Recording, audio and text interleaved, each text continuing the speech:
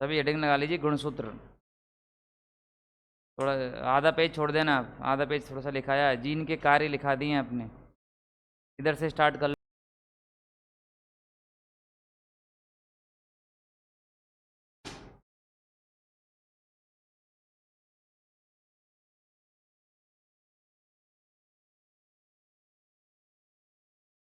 लगा दीजिए सभी।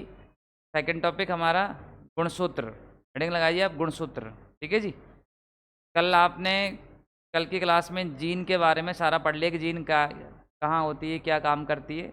आज सेकंड टॉपिक को हम पढ़ रहे हैं गुणसूत्र। तो कहाँ पाए जाते हैं, सबसे पहले तो ये किसने खोजा इसको, इन बातों को पढ़ते हैं। तो पहला पॉइंट दीजिए इसमें आप, खोज।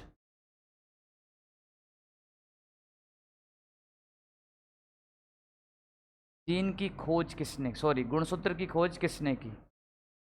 नाम लिख दीजिए आप, स्ट्रॉसबर्गर।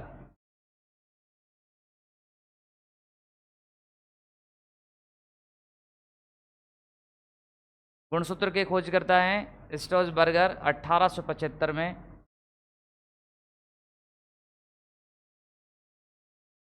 इन्होंने इन्हें खोजा, लेकिन नाम नहीं बता पाए। ये कहते रहे कि धागेनुमा कुछ स्ट्रक्चर होता है, कुछ ऐसा है। आइए दूसरा पॉइंट दीजिए, नाम किसने दिया।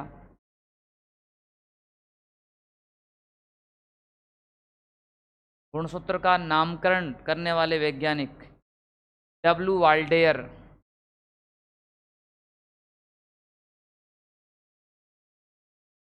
डब्ल्यू वाल्डेयर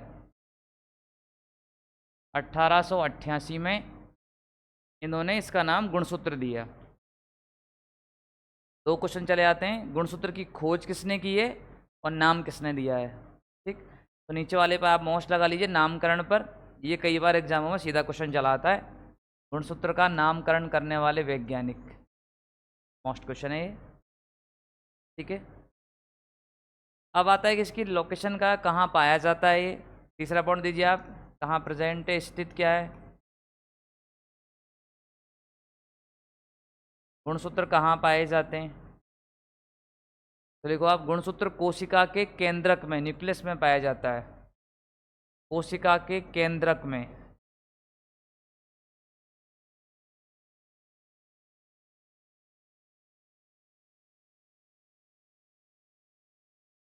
कहाँ पाया जाता है ये, कोशिका के केंद्रक में पाए जाते हैं। गुणसूत्र कहाँ पाए जाएंगे, कोशिका के केंद्रक में। दोबारा देखेंगे एक बार, हमने टॉपिक को स्टार्ट किया है गुणसूत्र। सबसे पहले हम देख रहे हैं गुणसूत्र की खोज करने वाले वैज्ञानिक स्ट्रॉसबर्गर 1875, लेकिन नाम नहीं दे सके ये। नाम आकर किसने दे दिया, डब्ल्यू वाल्डेयर ने। और ये बता रहे कहाँ पाया जाता है, ये कोशिका के केंद्रक के अंदर धागेनुमा संरचना होती है। आइए चौथा पॉइंट,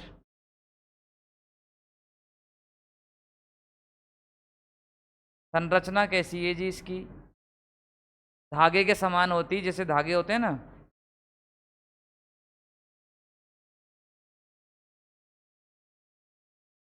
धागेनुमा।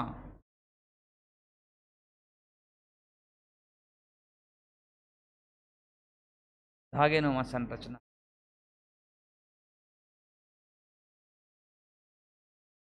चार पॉइंट आपके लिए बन गए हैं यहाँ पर।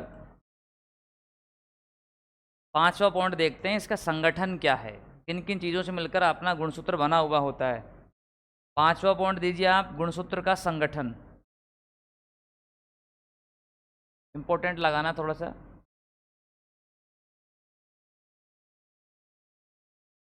ये बड़ी लेवल के एग्जाम में पूछा जाता है, सेकंड ग्रेड के पेपर में इस क्वेश्चन को पूछा गया था। गुणसूत्र किन किन चीज़ों से मिलकर बना हुआ होता है, संगठन क्या है। तो लिखना है आप, protein plus DNA plus RNA, ये तीनों मिलकर गुणसूत्र का संगठन बनाते हैं। ठीक है जी। अब इसमें क्वेश्चन आता है, गुणसूत्र में कौन सी प्रोटीन पाई जाती है। ठीक है जी, यहाँ से एक बहुत अच्छा क्वेश्चन है, नोट लगा दीजिए आप।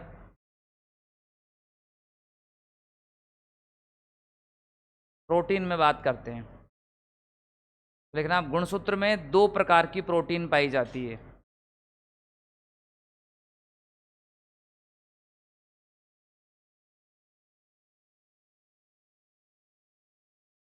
लिखना आप, नंबर 1 हिस्टोन प्रोटीन।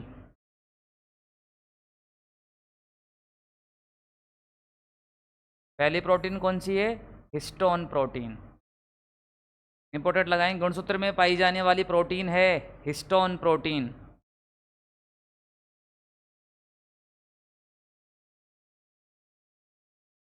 कौन सी प्रोटीन है? Histone protein. देखना आप, यह गुणसूत्र में 80% तक होती है। कितना परसेंट में पाई जाती है? 80% तक होती है। आगे लिखेंगे इसी में ही,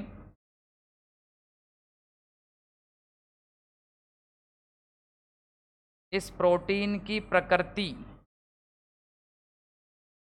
क्षारीय होती है।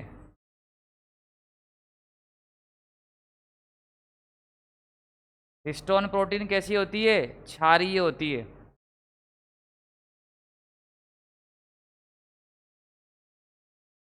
दूसरी प्रोटीन नॉन हिस्टोन।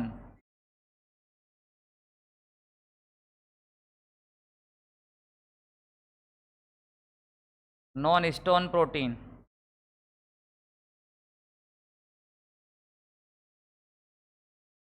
अब 80% तो वो हो गई, बची कितनी परसेंट? 20%। देखो आप, गुणसूत्र में इसकी मात्रा 20% होती है और इसकी प्रकृति अम्लीय होती है।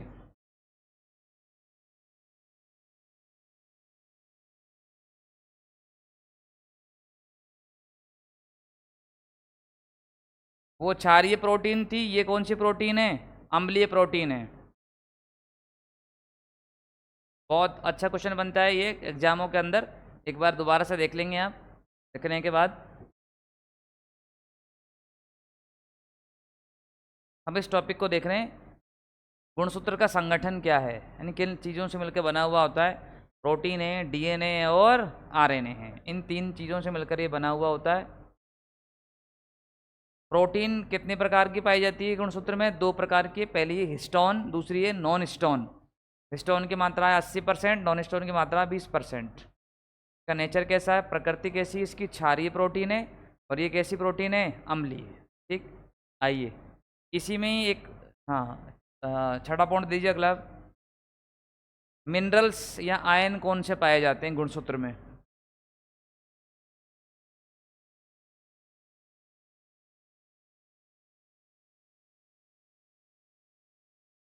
गुणसूत्र में कौन कौन से आयन पाए जाते हैं?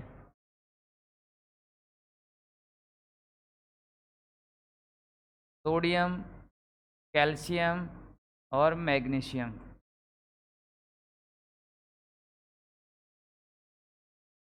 सोडियम, कैल्शियम और मैग्नीशियम आयन पाए जाते हैं। चलें आगे।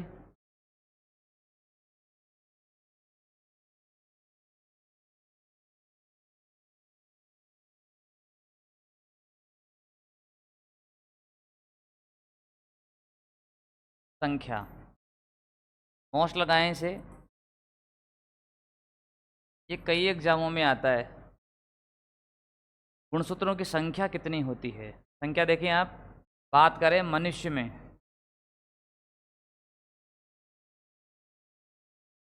कितनी है संख्या? 46। अगर पेयर में बात करें, जोड़े में बात करें तो कितनी होती हैं? 23 जोड़ी। पेयर में बात करें तो 23 जोड़ी। मनुष्य में कितने जोड़ी गुणसूत्र पाए जाते हैं? 23 जोड़ी। और सिंपल में पूछे, मनुष्य में गुणसूत्रों की संख्या होती है 43।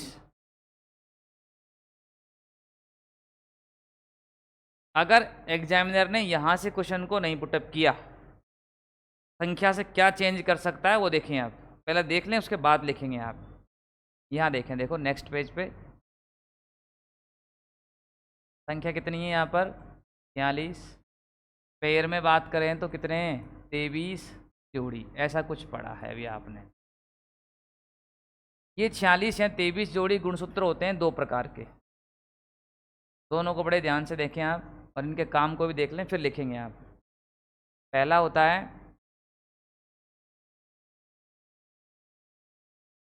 अलिंग। क्या है, अलिंग। और दूसरा है लिंग। कितने प्रकार के हैं ये, दो प्रकार के। पहला कौन सा है, लिंग गुणसूत्र, और दूसरा कौन सा है, अलिंग गुणसूत्र।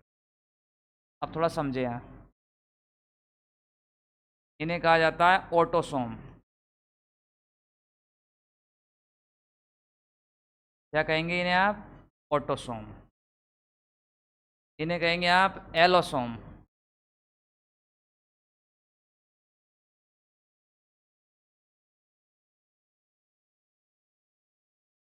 ठीक है जी।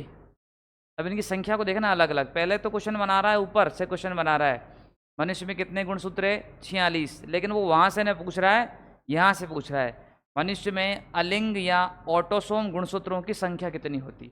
इसकी पूछ ले तो, अगर इनकी संख्या कितनी है, कितनी है बताइए आप, कितनी हो जाएगी इनकी संख्या, 44। ठीक है जी। और पेयर में पूछेंगे तो कितनी हो जाएगी, कितनी हो जाएगी बताओ, कितने जोड़ी, 22 जोड़ी। अब कितने जोड़ी बचा, केवल एक। इनकी संख्या पूछता है तो कितनी है, 2। या कितने जोड़ी, एक जोड़ी। संख्या से कोई दिक्कत। अब देखो आप यहाँ पर ये पूछेगा कि मेल फीमेल में क्या दोनों एक जैसे ही हैं, अलग अलग हैं। ये मेल फीमेल में यानी स्त्री और पुरुष में ये दोनों गुणसूत्र कैसे पाए जाते हैं, समान। मेल में भी उतने ही, फीमेल में भी उतने ही। लेकिन यहाँ पर लिंग गुणसूत्र में दोनों ही क्या होते हैं, अलग अलग पाए जाते हैं। अलग अलग कैसे, देखो आप, अगर मेल में बात करें तो XY, और फीमेल में हम बात करें तो XX। ठीक है जी। यहाँ तक लिखे हैं आप। देखो आप क्या लिखा आपने, 46 गुणसूत्र लिखो। ये गुणसूत्र दो प्रकार के होते हैं। ये गुणसूत्र कितने प्रकार के होते हैं, दो प्रकार के होते हैं।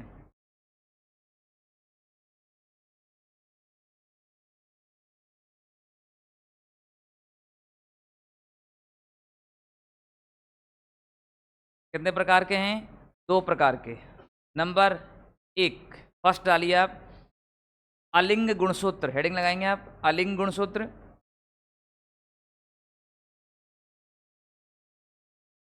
लिखेंगे आप, इन गुणसूत्रों को ऑटोसोम भी कहा जाता है।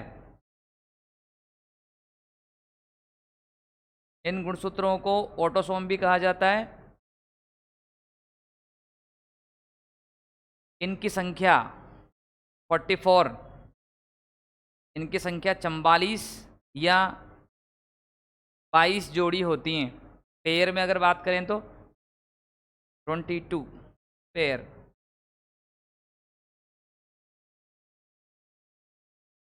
टोटल संख्या कितनी है, 44। और वैसे देखा जाए तो पेयर में कितनी है इनकी, 22 जोड़ी।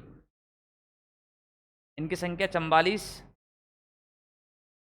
या 22 जोड़ी होती हैं। ठीक है, तो लिखना, स्त्री तथा पुरुष दोनों में ये समान पाए जाते हैं।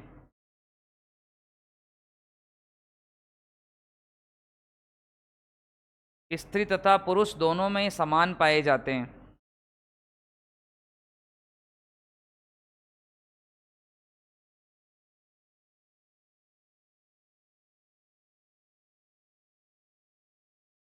अब दोनों में समान है तो काम क्या करेंगे यहाँ पर, तो लिखो कार्य क्या करते हैं। बॉडी का जो स्ट्रक्चर होता है ना हमारा, वो बनाने का काम करते हैं ये। तो लिखो आप, कायिक व दैहिक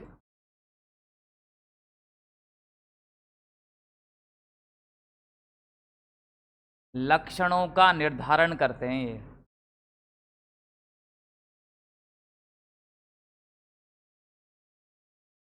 कायिक एवं दैहिक लक्षणों का निर्धारण करना।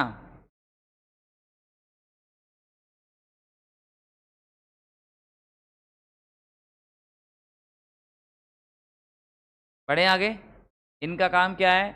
कायिक एवं दैहिक लक्षणों का निर्धारण करते हैं ये। कायिक एवं दैहिक लक्षणों का निर्धारण। सेकंड गुणसूत्र डालें अब आप, लिंग गुणसूत्र। लिंग गुणसूत्र देखें इसमें आप, इसे एलोसोम भी कहा जाता है।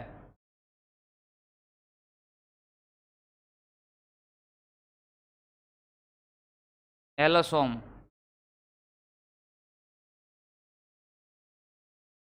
इनकी संख्या 2 या 1 जोड़ी होती है।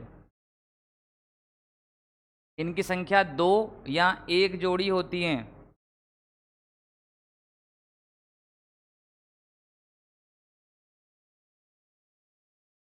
ये स्त्री तथा पुरुष दोनों में अलग अलग पाए जाते हैं।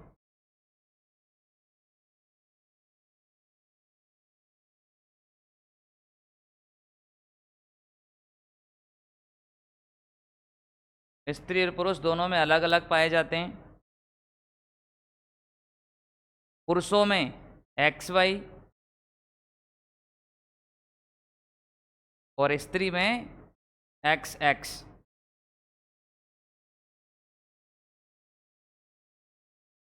क्या काम करते हैं वो लिख दीजिए आप, कार्य लिंग का निर्धारण करते हैं ये।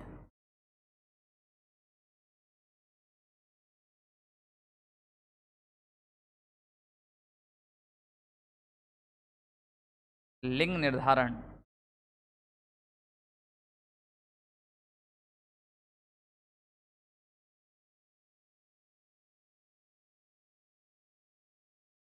अब एक आरेख मैं बना रहा हूँ बोर्ड पर, वो आप बनाएंगे लिंग निर्धारण का।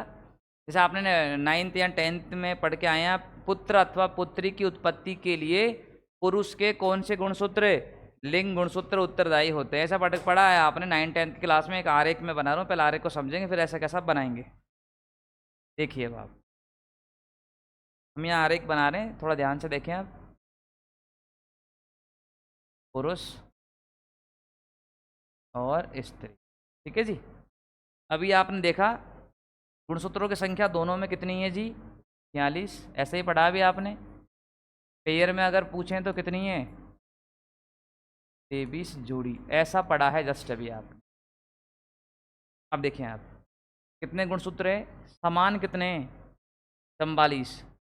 तो 44 प्लस XY कितने हो गए? 45 और 46। इधर देखें आप, 44 प्लस XX, ठीक है जी। इस प्रकार से संख्या मेल और फीमेल में होती है। इनमें हो गया अर्धसूत्री विभाजन, वे 2 भागों में बट गए, ठीक है जी। 22 प्लस X और 22 प्लस Y युग्मक बने ये, ठीक है जी। इधर देखो आप,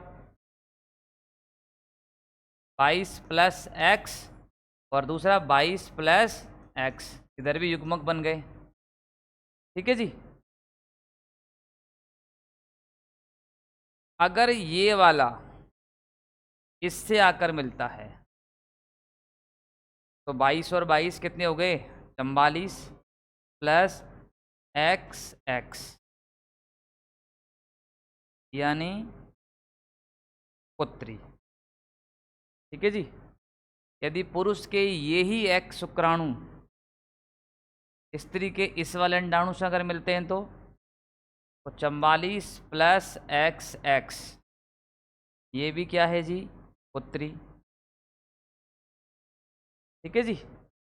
इस वाले को देखो अब, इस वाले Y को, ये वाला Y अगर इस वाले X से मिलता है तो 44 प्लस XY, तो ये क्या है जी? पुत्र, ये वाला अगर इससे मिलता है तो 44 प्लस एक्स वाई, तो ये भी क्या है जी, पुत्र। यानी आप कह सकते हो पुत्र अथवा पुत्री की उत्पत्ति के लिए पुरुष के कौन से गुणसूत्र, लिंग गुणसूत्र ही उत्तरदायी होते हैं। ठीक है जी। बनाइए सारे को जस्ट इसके नीचे लिंग निर्धारण ऐसा लगाकर इस डायग्राम को बना लीजिए आप। तो लिंग निर्धारण का काम कौन से गुणसूत्र करते हैं, लिंग गुणसूत्र करते हैं।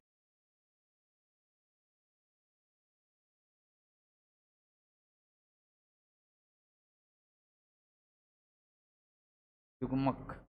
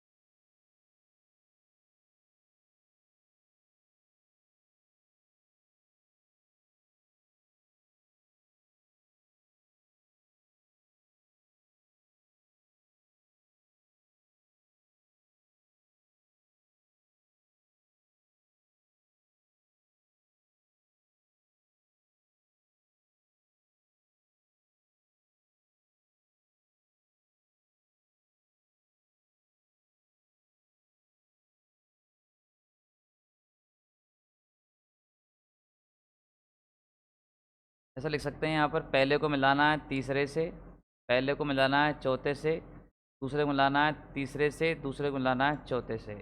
ऐसे मिला लीजिए, गलत नहीं होगा। पहले को तीसरे से, फिर पहले को चौथे से, दूसरे को तीसरे, दूसरे को फिर चौथे से।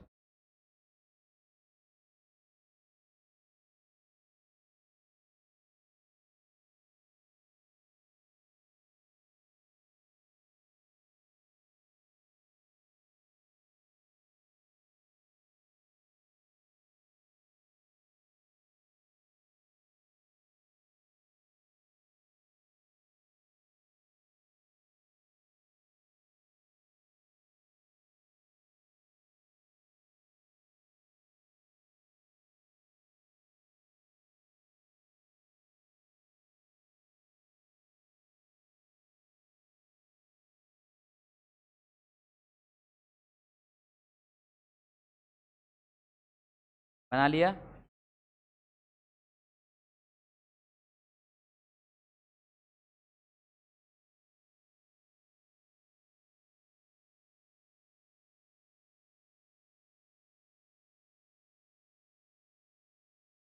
चले आगे। अब एक हेडिंग लगाएंगे, लिंग गुणसूत्र के प्रकार।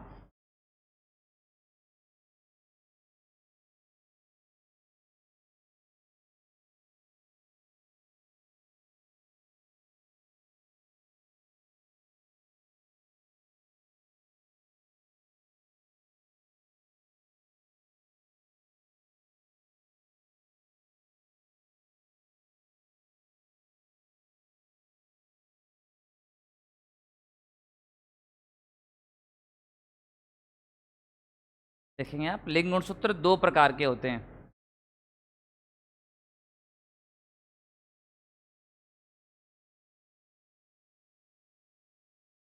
कितने प्रकार के हैं, दो प्रकार के। एक्स, दूसरा वाई। लिखें आप, लिंग गुणसूत्र दो प्रकार का होता है, एक्स और वाई। देखेंगे अब एक्स,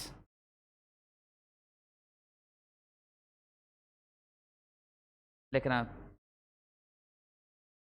यह गुणसूत्र आकार में बड़ा होता है।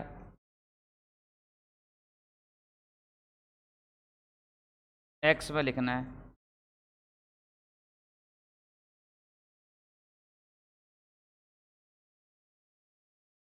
कौन सा लिंग गुणसूत्र आकार में बड़ा रहेगा? एक्स। अब बड़ा क्यों है उसका कारण है उसका भी, तो दूसरा पॉइंट लिखेंगे आप, एक्स गुणसूत्र पर डीएनए की अधिकता पाई जाती है।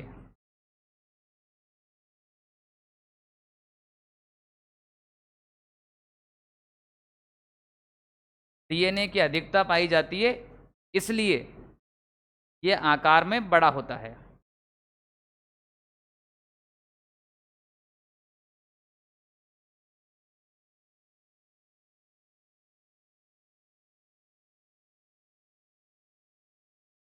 दोनों गुणसूत्रों की बात करें तो लिंग गुणसूत्र कितने प्रकार के हैं? दो, एक्स और वाई। दोनों में बड़ा कौन है? एक्स। क्यों बड़ा है? क्योंकि डीएनए अधिक पाया जाता है, इसलिए ये आकार में बड़ा हुआ होता है। नंबर सेकंड लिखें वाई, वाई गुणसूत्र।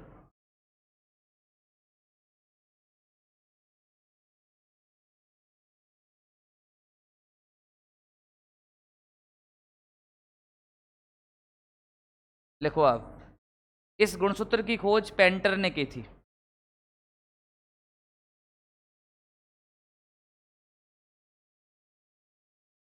खोज किसने की है इसकी? पेंटर ने की है इस पे। अब एक्स वाला आकार में बड़ा है तो वाई आकार में क्या हो जाएगा? छोटा। तो लिखो आप, वाई गुणसूत्र आकार में छोटा होता है।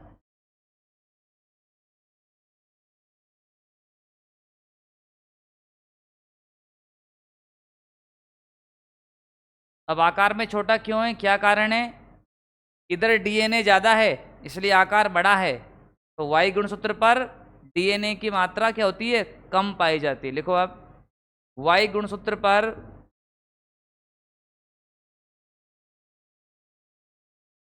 डीएनए की मात्रा कम होती है।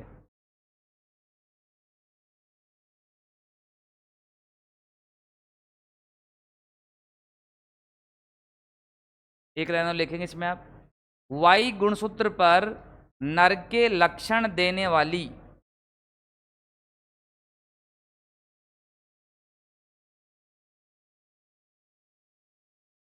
नर के लक्षण देने वाली जीन पाई जाती है।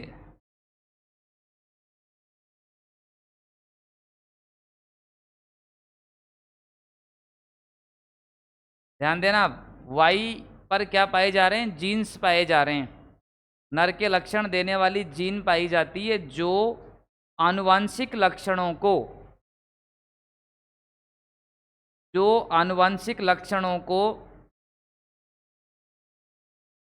एक पीढ़ी से दूसरी पीढ़ी में ले जाते हैं।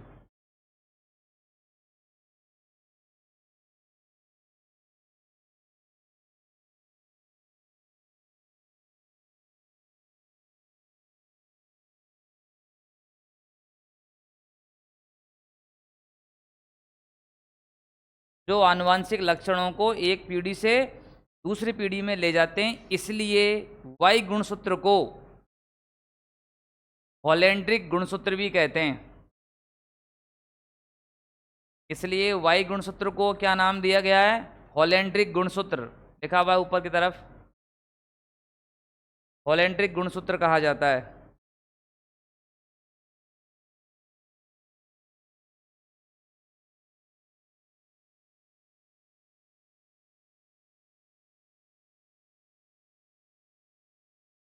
ठीक है जी। वापस देखें, अभी हम पढ़ रहे हैं, यहाँ से भी आपने पढ़ा कि मनुष्य में गुणसूत्रों की संख्या कितनी है? 46। पेयर में बात करें, जोड़े में कितनी है? 23। ये 40 गुणसूत्र कितने प्रकार के हैं? दो प्रकार के। पहला है अलिंग, दूसरा है लिंग। अलिंग में हम पढ़ रहे हैं, इन्हें क्या कहेंगे आप? ऑटोसोम। संख्या कितनी है? 44। पेयर में 22। स्त्री पुरुष दोनों में समान पाए जाते हैं। तो हमारे शरीर के दैहिक और कायिक लक्षणों का निर्धारण करने वाले गुणसूत्र यही होते हैं अलिंग।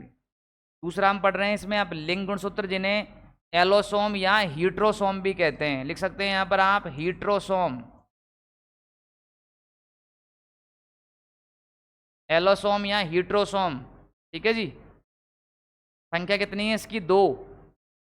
पेयर में एक जोड़ी। अब दो हैं तो दो हैं, कौन कौन से हैं? एक्स और वाई होते हैं, लेकिन जोड़े में हैं तो पुरुष में कौन सा रहेंगे? एक्स वाई, और स्त्री में रहेंगे एक्स एक्स। काम क्या करेंगे? ये लिंग का निर्धारण करते हैं। लिंग निर्धारण का मतलब क्या है? देखो आप ये वाला जो चार्ट बनाया आपके लिए, पुत्र अथवा पुत्री की उत्पत्ति के लिए पुरुष के कौन से गुणसूत्र ये वाले जिम्मेदार होते हैं, जैसा कि आपने आरेख में बनाया।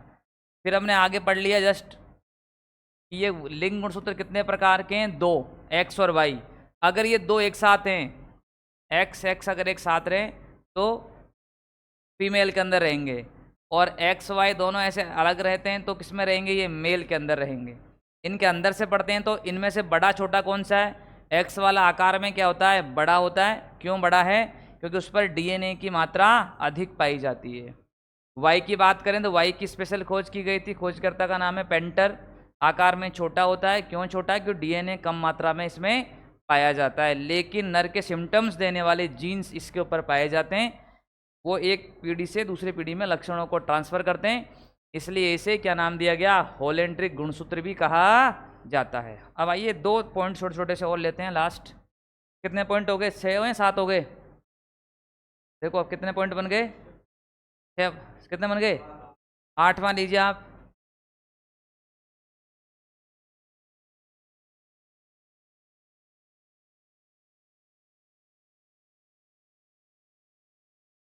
कैरियोटाइप।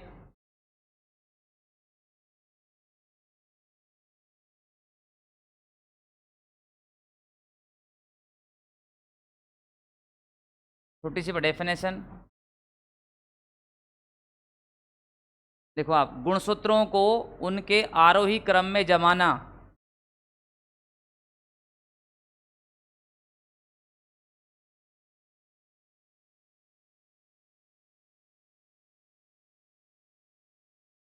गुणसूत्रों को उनके आरोही क्रम में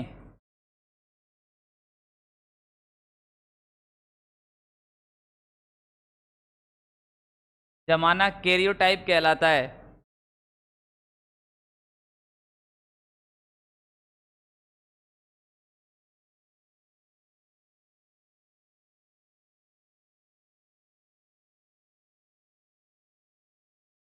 लास्ट ईडियोग्राम।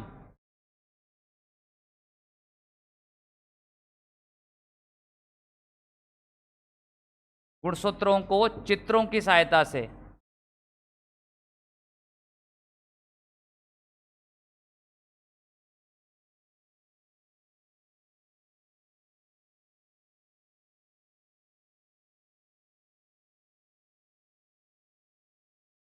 दर्शाना या व्यक्त करना।